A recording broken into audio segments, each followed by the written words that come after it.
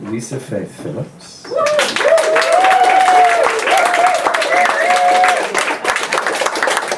Faith in Love.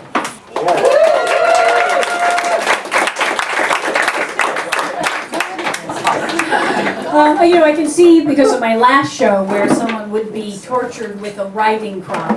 People don't sit up front. Yeah, they learn too well. This show, I will only involve you in happy things. I'm thrilled to be back at Cornelia Street Café, which has been my home since we're among friends. I'll tell you, I've been doing shows here since 1984. No. Thank you, Cornelia Street Café. It is one of the great places in the West Village. And, now that you know about it, you'll want to come again and again. And tonight we're going to have a good time because it's about love. And it was very interesting for me to think about a show, Faith in Love, and think about love in all its forms that I've had through my life. Some happy, of course, some touching, and some sad. But tonight we'll have a good time with Mike, our bartender, and Kristen, our waitress. Thank you all for coming. When I first started thinking about love, I thought about how it was so influenced by my father and his TV hi-fi stereo system. In Findlay, Ohio, it filled one wall of the living room like an altar. My father would get home from his law firm on Main Street, mix up a batch of martinis for him and my mom, and go to his album storage unit, where he would lovingly select a record. Removing it from its sleeve, he would clean it with a velvet cloth and place it on the turntable. My father had been in the Air Force stationed in California, where he discovered the cool West Coast jazz of Stan Getz and Jerry Mulligan, Mose Allison, and his favorite, Chet Baker. The living room would fill with the low lament of Chet's horn. Wah, wah, wah, wah, wah, and that unique voice. My funny Valentine. And my parents would dance around the living room. They were young and in love. And years later, my mother admitted they had fabulous sex mixed with those martinis. I recently was reading that you get your image of your ideal mate when you're really quite young, 3 or 4 years old. And I realize I'm looking for a nightly inebriated dance partner. Fortunately, I've found a few. In the morning, my father would start off to work and my mother would start her day by taking speed, Dexedrine, prescribed by our family doctor to help her get through her busy day of raising 4 children and keeping her trim figure at 100 pounds. She would whirl around the house, cleaning and smoking cigarettes.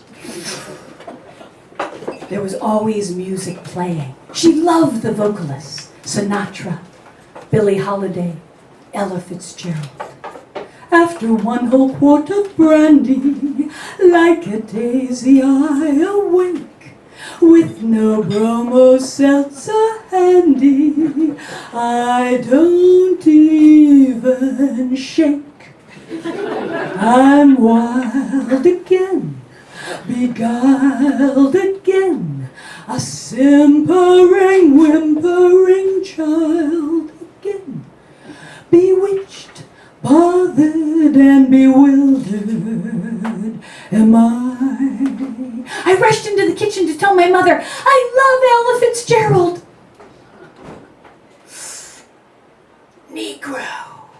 She spat as if it were a dirty word. I love Negroes. I'd never actually met one. There weren't any in Findlay, Ohio. But I'd seen them on all of my album covers. In school, they asked us what instrument we wanted to play. I'd like to play the drums. Girls do not play the drums, my mother said. But I want to write songs. Girls do not write songs. But why? "Have you ever heard of a famous woman composer?" I had not. I was beginning to realize there were a lot of things that girls couldn't do. The cautionary tale that ruled my childhood, my father's sister, my aunt, had been talented, bright, charming, but at 16 she got pregnant behind the YMCA and had to marry the local farm boy, and her bright future came to an end. My father didn't know how to stop that from happening to me, except by not letting me go out. I was grounded from the age of 6 to 18. But I was allowed to go to dance class, ballet, tap. I plied around the house. I shuffleboard changed my way to school and back. Now, Findlay, Ohio, when I was growing up, had 35,000 people and had more millionaires per capita than any other city in the United States, because Marathon Oil and Cooper Tire were based there. And I think that was why it was chosen as a test site for cable television. A box went on our TV, and we got lots of channels. Of course, there weren't enough shows for all those channels, but there were reruns. Lots and lots of reruns. I watched every MGM musical over and over again. Gotta sing, got to dance.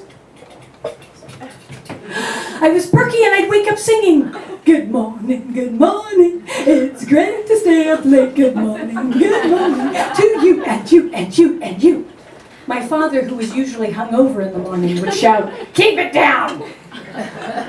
And I began to realize I was supposed to keep it down. So I began to hide in my bedroom and listen to Cat Stevens on my 8-track tape player and dance.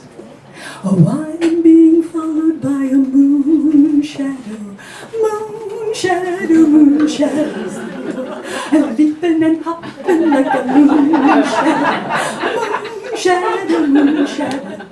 And I would stare at his picture on my T for the Tillerman 8-track tape for hours.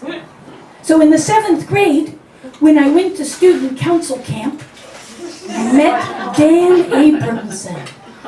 Dan was a 9th grader from Cleveland. He looked like Cat Stevens and played the guitar and sang like him too. I'm wild again, beguiled again. Dan was Jewish. I never met a Jewish person before. I love Jewish people. But I was just a perky 7th grader. Soon he was holding hands with a beautiful 9th grader from Columbus. Sad Lisa, Lisa.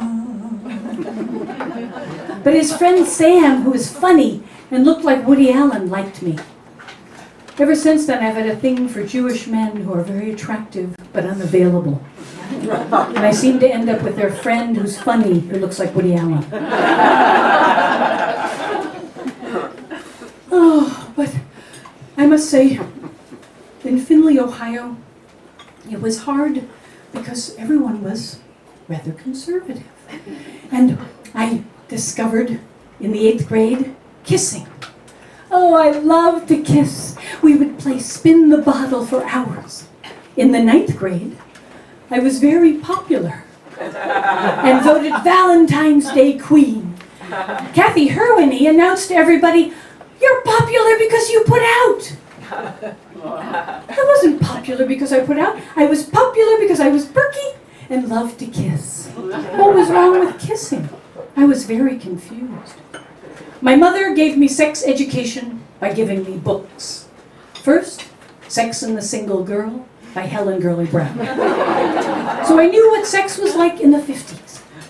Then, The Sensuous Woman, The Sensuous Man, and The Sensuous Couple.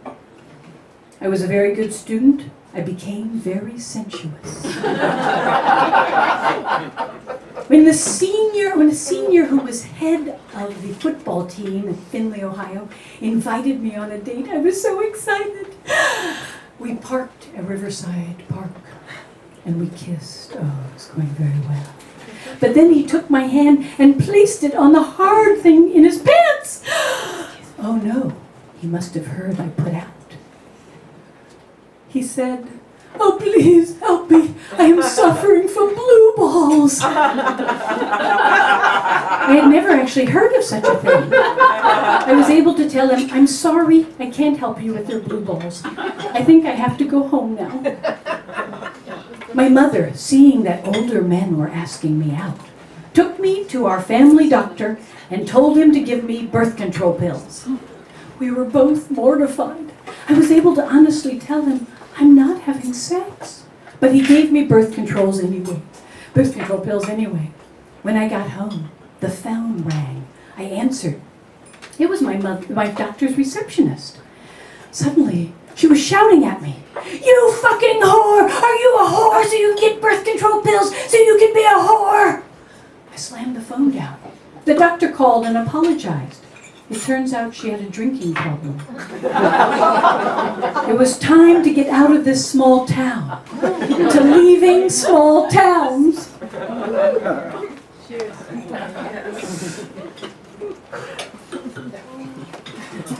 My middle name, Faith, I was a little embarrassed about when I was young. It seemed a little lame and kind of religious. I was named after my mother's family friend, Faith, who lived in New York City and was very wealthy. She had inherited money from 7 uncles who had all died childless. Now, when I was young, she would send me postcards from around the world travels, Afghanistan, China, Thailand, and I would lovingly paste them in a photo album, thinking about traveling with her someday in the future. Now, Faith went to Wellesley, class of 1919. So I thought, oh, I want to go to Wellesley College. But my father told me because I was a girl, I would get married and a man would take care of me, so I didn't need money for college. And I began to think, but how can I go to college? I want to go to college. I applied to Wellesley College and was accepted. Faith, who I had never met at that point, sent me money to pay for the first year.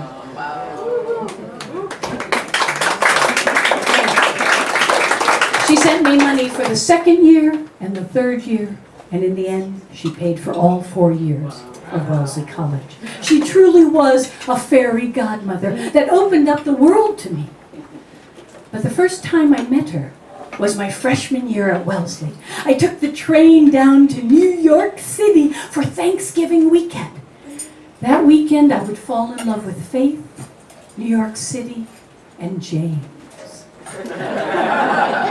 Faith was still, I thought, beautiful at 76, with fine high cheekbones, delicately powdered skin, and piercing blue eyes that drew me in. She told me about her life. In the 20s, she had been one of the first women pilots. In the 30s, she had settled in France and started an orphanage in the south of France.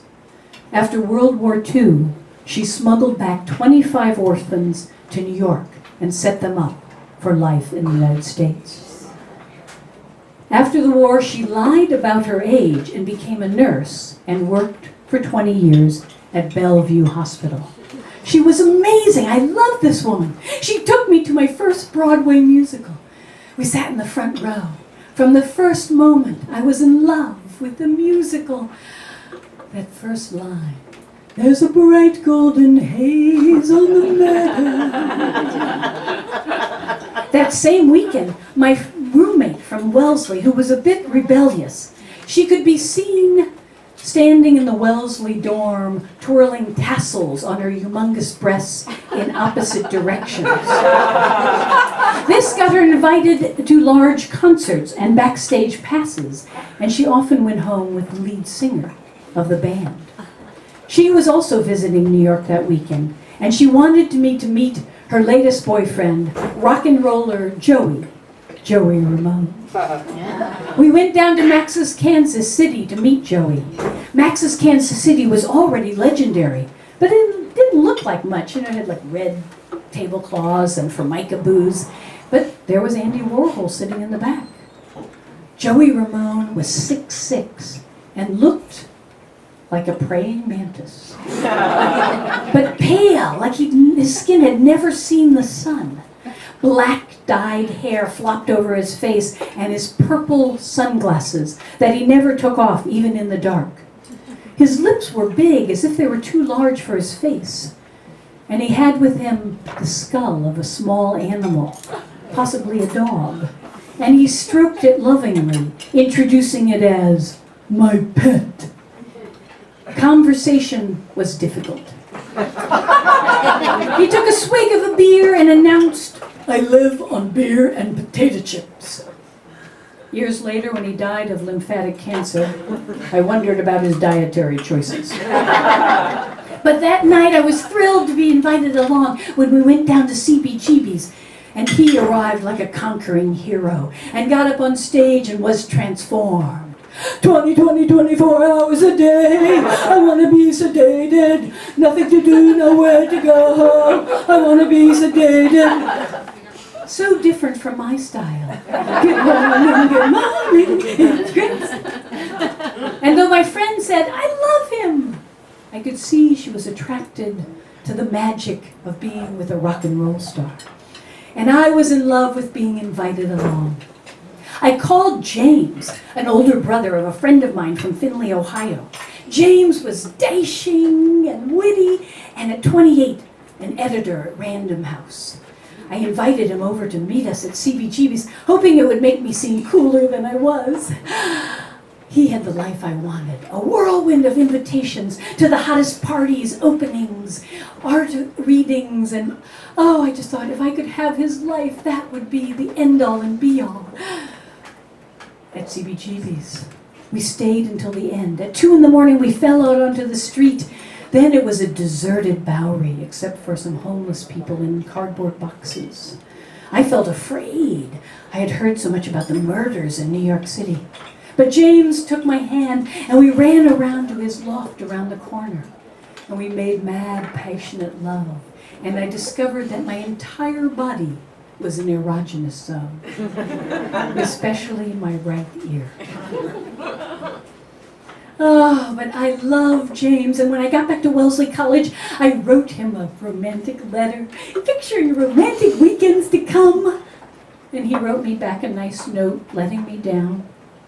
And I thought to myself, in the future, I'll go back to New York City, and I'll be with Faith, and I'll become friends with James, and we'll go to the hottest openings and parties and readings.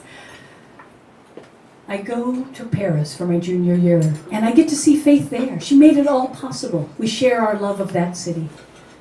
But when I'm at graduate school at the London School of Economics, my mother calls. Faith has been murdered. There was a forced entry in her Upper East Side apartment. Nothing appeared to have been stolen. She was raped and stabbed 18 times. She was 81 years old. The doorman said he'd been called away for delivery. The crime was never solved. I began to use my middle name. I suddenly was Lisa Faith Phillips, to honor her, to Faith.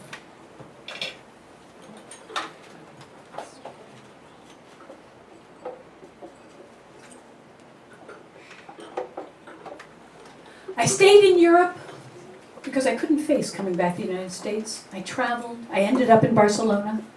Europe seemed so civilized compared to the violence of the United States. When I finally came back to New York City to live, I looked forward to seeing James again. I called his number. It had been disconnected. I called his brother. His brother told me James was dying. They were telling people it was cancer, but it was AIDS. In a few short months, he had gone from being a vibrant, beautiful man to being a living skeleton with great sores all over his body. He was refusing to see anyone but family. His father was there by his side, but his mother refused to see him. She couldn't accept that he had been bisexual. I felt like Marius in Les Mis. There's a grief that can't be spoken. There's a pain goes on and on. Empty chairs at empty tables. My friends are dead and gone. I loved the theater. The gayer, the better. When I grew up in Findlay, Ohio, I had written my first play in the 3rd grade, and I realized these were my people. So I lost many friends over the next 10 years. Even my neighbor in the East Village, a woman, had been diagnosed. She didn't know how she got it. She had had sex with so many men before AIDS was even known about. I helped her as she succumbed to dementia and waited for a bed at a hospice center where there were no beds. In 10 years, they developed drugs that were about to come out. They fought over the patents. They fought with greed. They could have stopped it earlier. And I lost my last 2 close friends to AIDS just before the drugs were released. Tim and Jeffrey. They had the Wonder Bar in the East Village, and there they tried to recreate MGM musicals every night. Tim was lucky. He had a mother and brother who took care of him with love.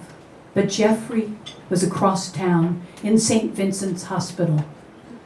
The last time I went to see him, he was in a bed covered with plastic, tubes coming out of every orifice. His mother had banned his homosexual friends from visiting him. He couldn't speak. His face was covered with sores. His eyes had panic and questions in them. I held his hand, and I told him that his partner was being lovingly taken care of. He squeezed my hand, and his brow softened. But just then his mother came in and ordered me out of the room. I walked back to the East Village sobbing as I went. When I got home, there was a message on my answering machine. "You fucking slut! You goddamn slut! How dare you talk to my brother about him! My son about him!" I hung up, stunned, wondering, had she been a receptionist in Findlay, Ohio? I walked around dazed, feeling like Jean Valjean in Les Mis. God on high, hear my prayer in my need. You have always been there. They are young, they're afraid. Let them rest, heaven blessed. Bring them home, bring them home, bring them home. Tim and Jeffrey died a few weeks later, in a couple days of each other. To those who left us too early.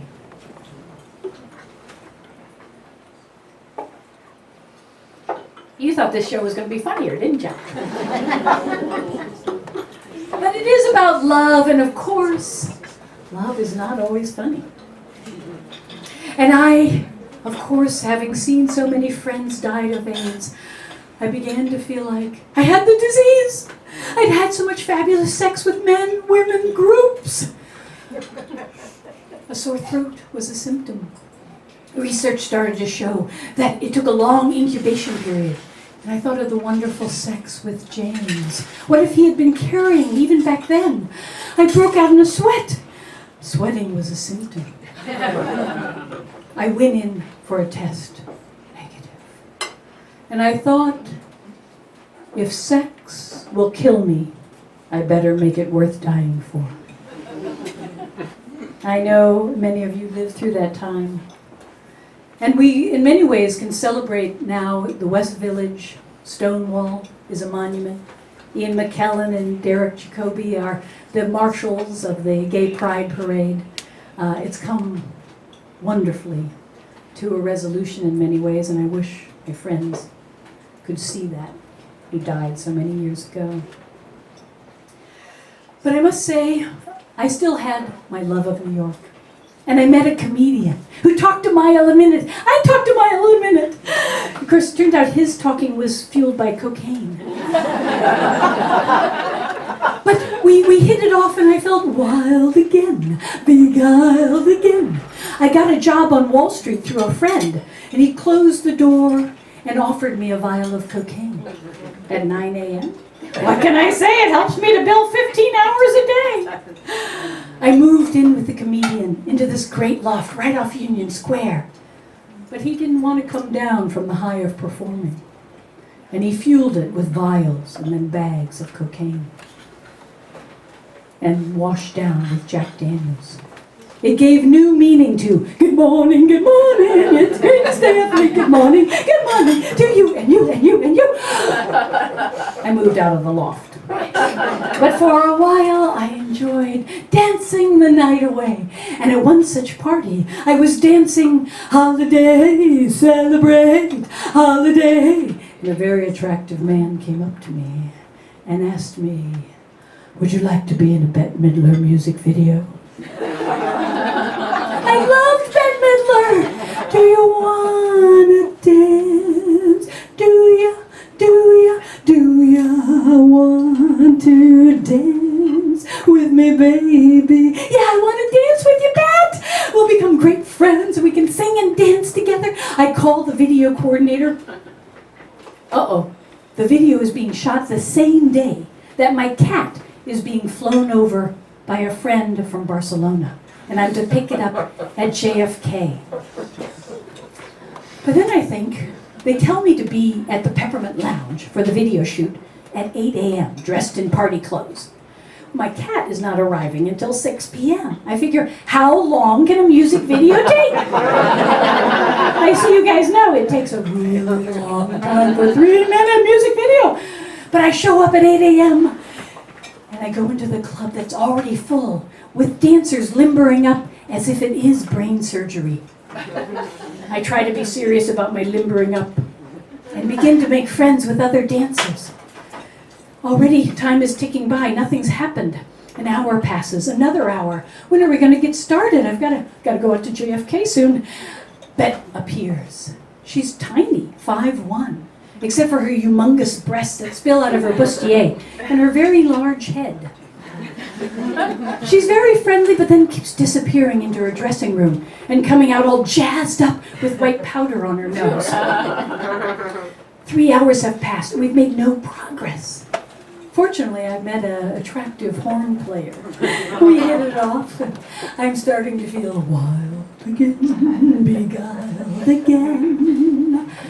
Word goes around that Mick Jagger's going to come. Oh, I love Mick Jagger. He went to the London School of Economics like I did. I figure I'll just drop that into the conversation and we'll become great friends and we can sing and dance together. Pretty, pretty, pretty, pretty, pretty, pretty girl. Mick Jagger appears. The crowd parts like the Red Sea. He saunters in like a tiny wrinkled Moses. He smiles at everyone and we stare at him, pretending we're not staring. He disappears into Bette's dressing room, where they stay for the next 3 hours. Time is running out.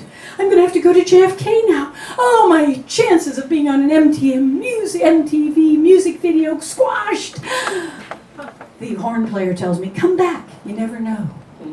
I rush out to JFK, meet my friend, get my cat, thank my friend, get in a taxi, head back to Manhattan, run up to my apartment, leave my cat, give her some loving, give her a big bowl of food, run back to Peppermint Lounge. They haven't made any progress. Bette is still in her dressing room with Mick. When we rehearse, I'm right in front of the camera. But as soon as Bette starts to sing, I'll never be a beast of burden, I'm pushed out of the way by other dancers more desperate to be on screen. I am in the final video, but all you can see is my nose as I'm pushed out of the way.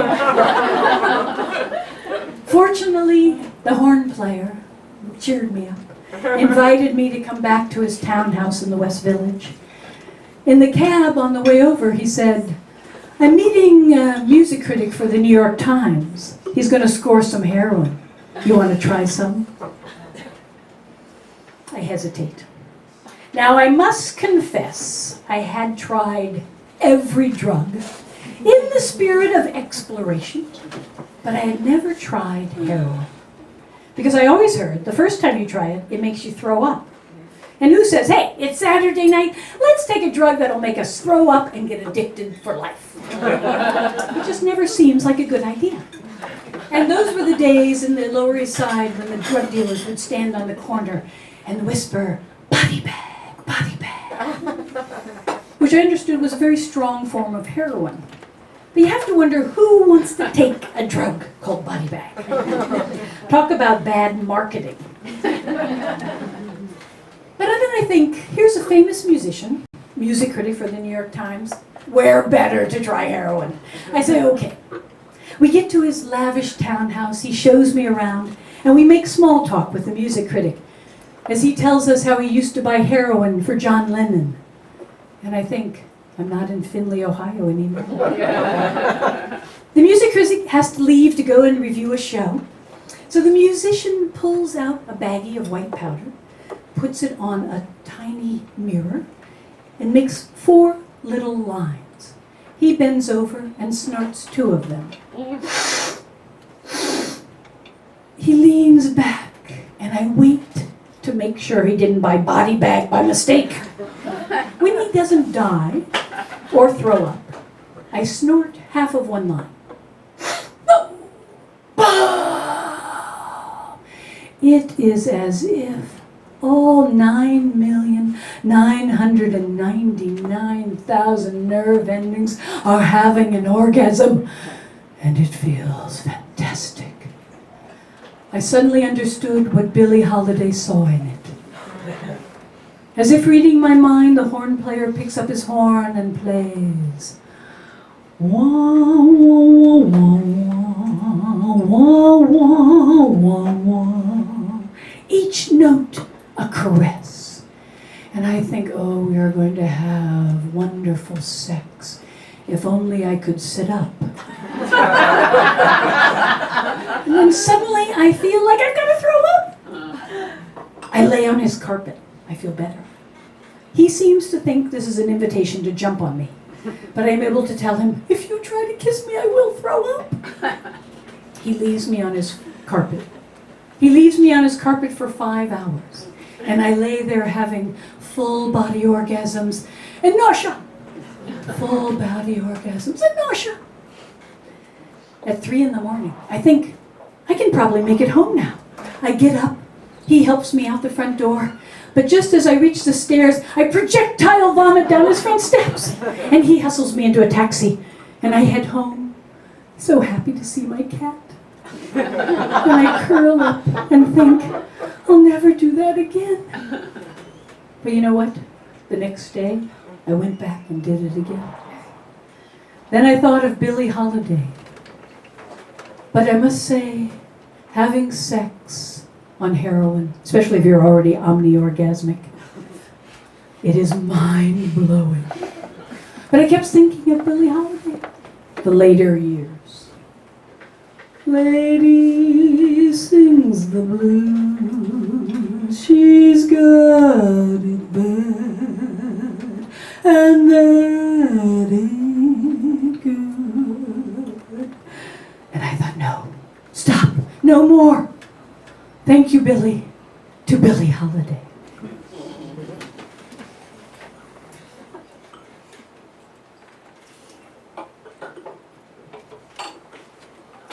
Now, I began to find I had a sort of a pattern.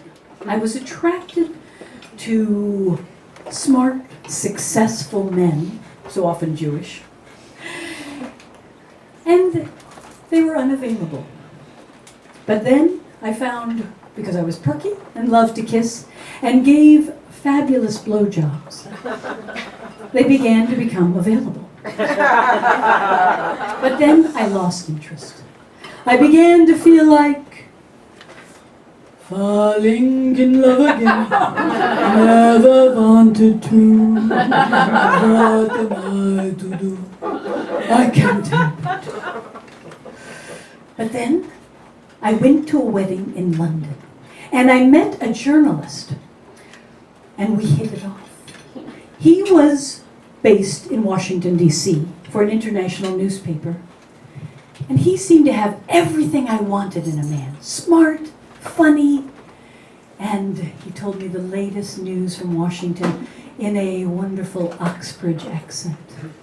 And he was available. And I thought maybe he would break the pattern. We had a long-distance romance full of wonderful love letters. His first love letter. March 18th. A love letter, first in a series. Darling Lisa, I love you. I didn't expect to, and I didn't mean to, and I still find it hard to believe. Why? It started with intense sexual attraction, but there's much more to it than that. I love your intelligence, your wit, your taste in music, the way you speak, your use of words, your voice, your unashamedly independent individuality. I want you for yourself. You can see why I kept these letters, huh? There are so many things I want to do with you. Big things, little things. I want to take you to my house in France. I want to walk with you in the English countryside, pick wildflowers, and watch the larks rising in spring. I have never wanted anyone more than you. R. XXXX. He was scheduled to go with the White House to Japan. I booked a flyover with him. We made love looking over Tokyo from our 5-star hotel. He took me to Kyoto. We stayed in a Japanese ryokan inn, lounging in kimonos, being served by beautiful Japanese women. I told him I was thinking about quitting my job on Wall Street. I wanted to do something more creative, maybe stand-up. I told him I could waitress while I tried. He was horrified. What would you say you do for a living at dinner parties? June 1st, on letterhead stationery, the White House, Washington. Darling Lisa, I am remembering making love to you with my mouth before I left this afternoon. It is as if I am in your room, with the sun coming through the blinds, my hands and mouth on your body. I shall think of it when I go to sleep tonight, full of happy dreams, thoughts of our time together. I love you, R. R was offered his next posting in Moscow and was given a Nieman Fellowship to study Russian at Harvard. He talked about taking me with him to Russia. We talked about getting married.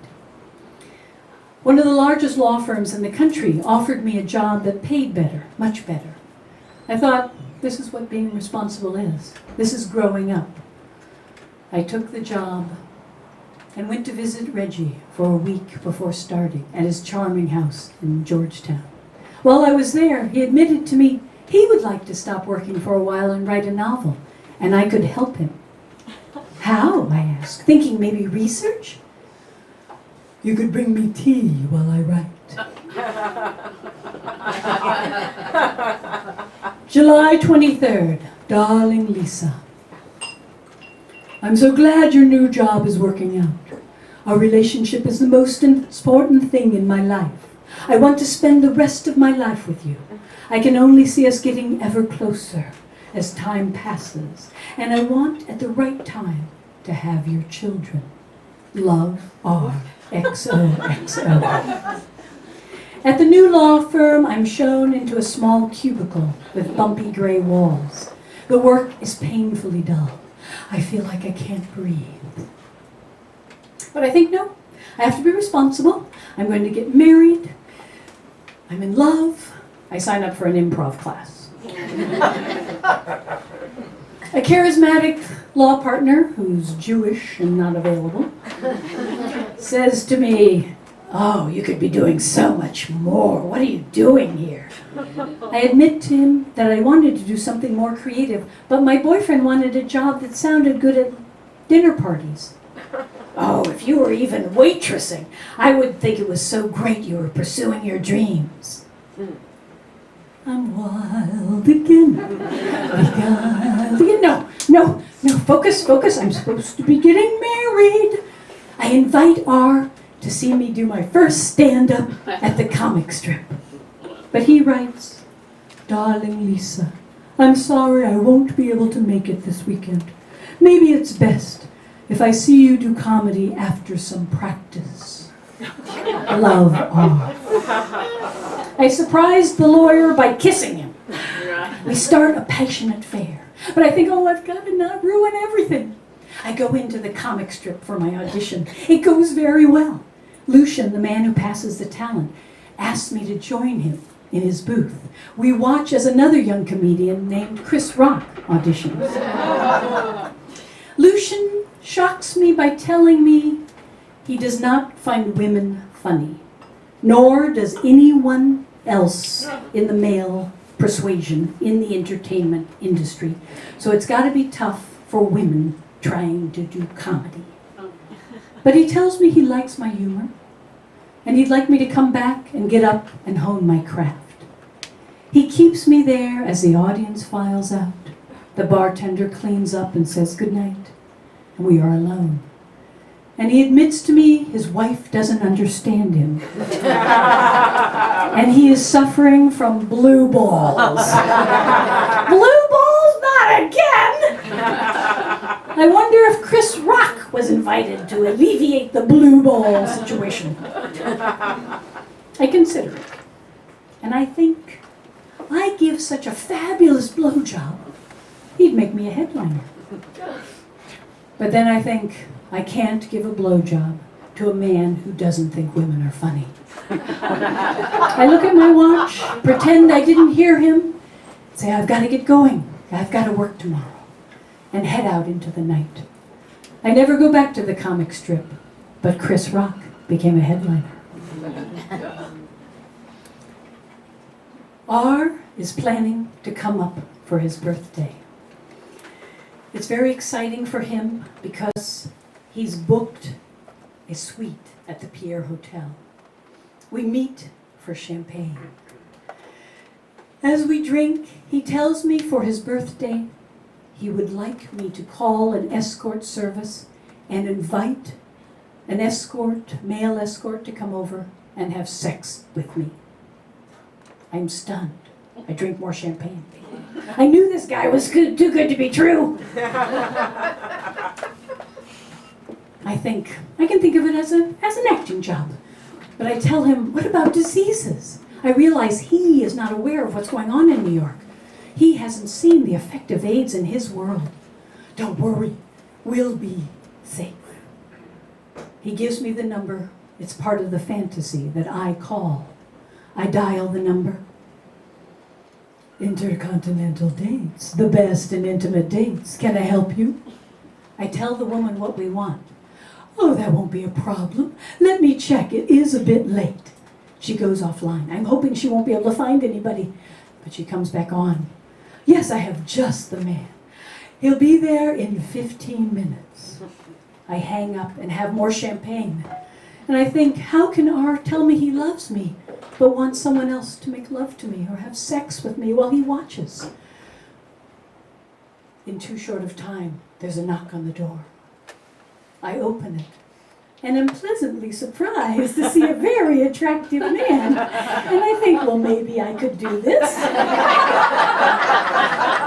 He looks like a model. He's dark hair with big eyes and long lashes.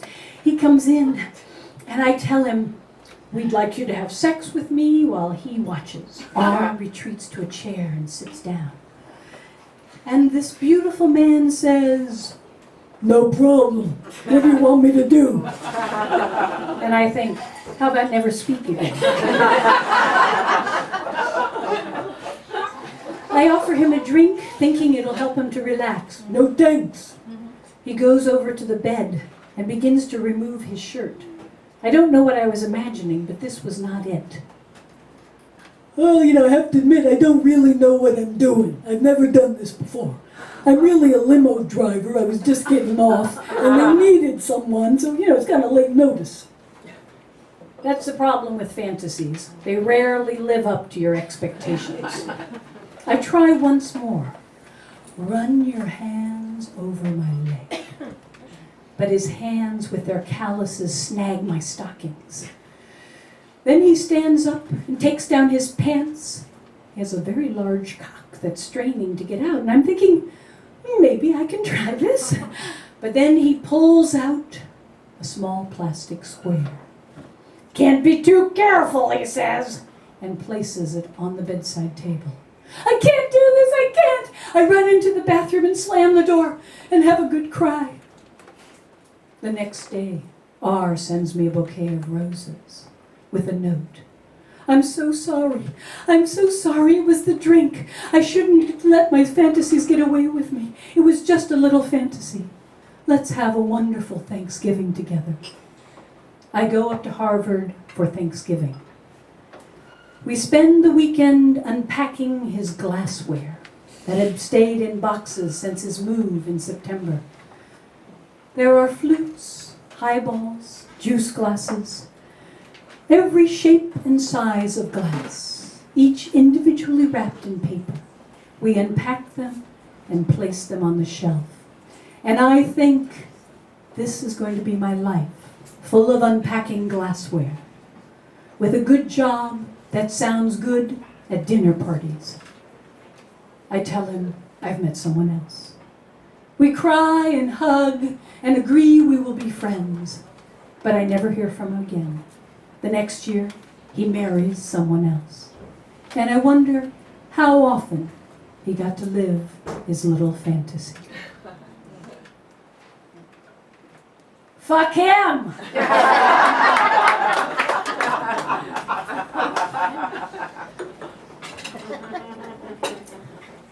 Now the problem when you've had a number of lovers, it's hard to choose just one.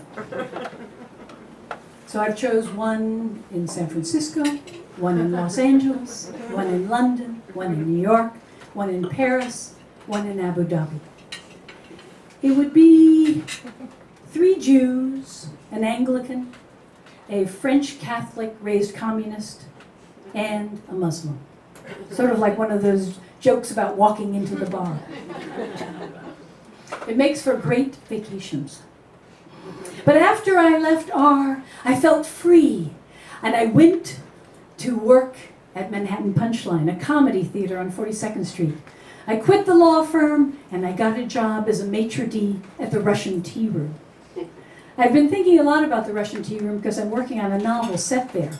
It was a fascinating place to work in those days because every day we would plot where the movie stars would sit to try to make them happy. There would be Mike Douglas in booth number 1, Kathleen Turner in booth number 2, Mike Nichols in booth number 3, who was always bumming cigarettes off the waiters saying, "Don't let Diane know I'm still smoking." Sylvester Stallone came in, who looked dwarfish, short with a giant head. He had a beautiful blonde on his arm. We hurried around to get a booth ready for him. A phone call came in to the maitre d' station.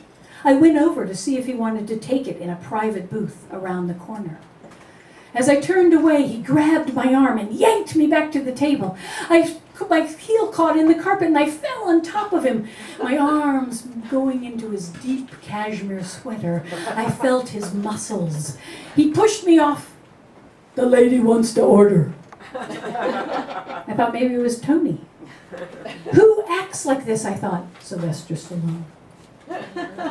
One day, a tall, handsome, gray-haired man came towards me through the red carpet, and I realized it was Ted Turner. Behind him was almost a sprite-like woman, dancing up with joy. It was Jane Fonda. It was before it was in the news that they were dating. I gave them booth number 1 so I could eavesdrop. They cuddled and cooed and talked about what a fabulous night they'd had the night before. And Ted introduced Jane to people in the next booth. "I'd like you to meet my girlfriend, Jane." They were so cute. They were so in love. Years later, when I was a vice president at Random House, making the change did help my career. Jane Fonda's memoir, autobiography, was published by Random House, and I told her about the time when I saw them together so many years before. They were so happy, so in love. And she told me, yes, those were very happy times. But after they were married, she had gone to pick him up at the CNN Center. And a woman, a friend of hers, came out of the center, and she waved and said hello. The woman hid behind a column, and she knew. When Ted Turner came out, she beat him with the car phone and poured a bottle of water over his head. He pleaded with forgiveness. He said he would stop cheating, and Jane forgave him. She thought he'd stop cheating after that. She signed my book with love and a big heart. I was fascinated by the compromises of love.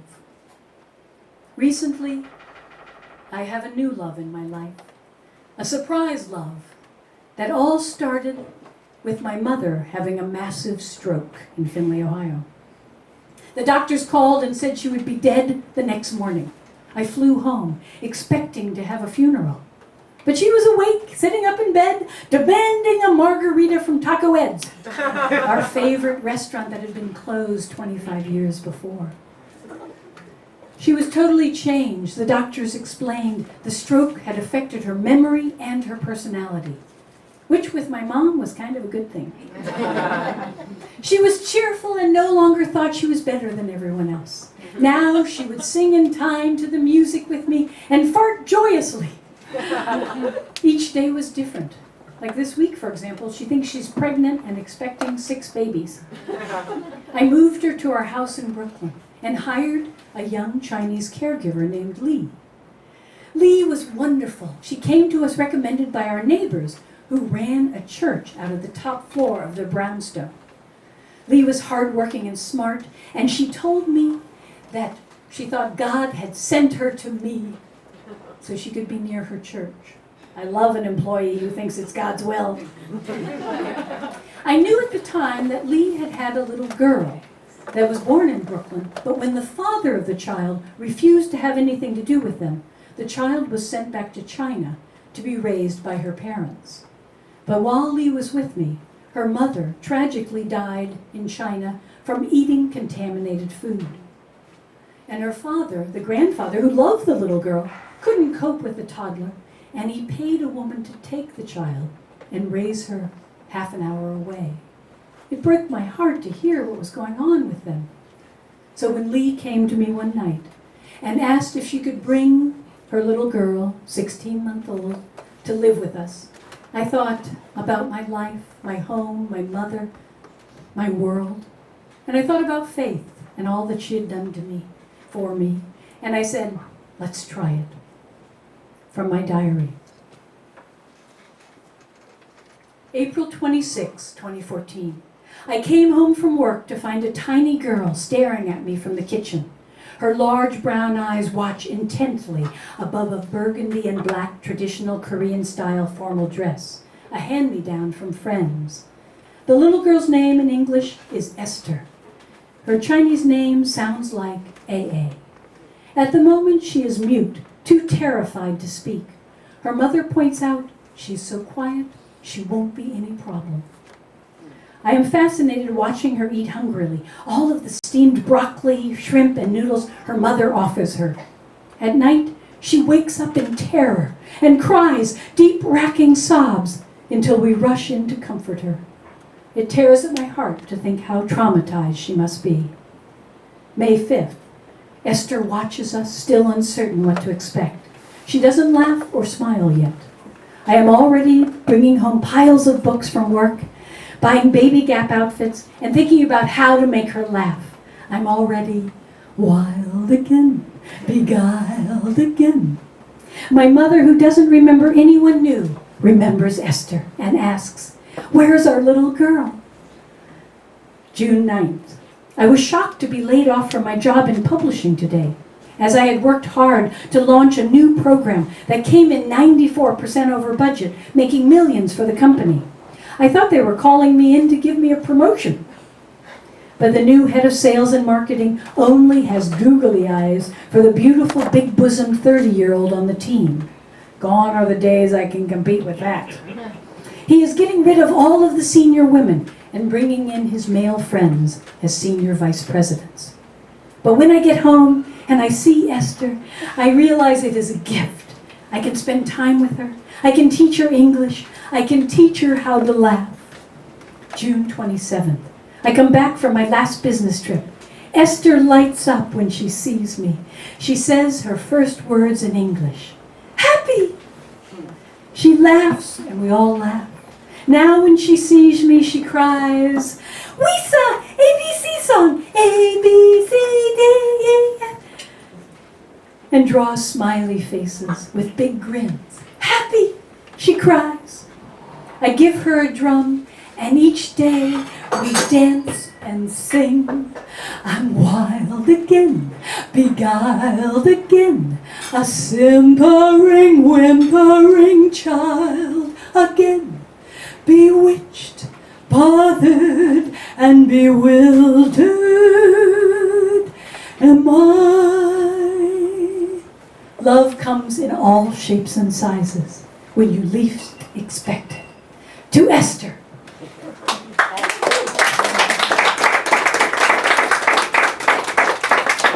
Thank you, and that is the end of the show.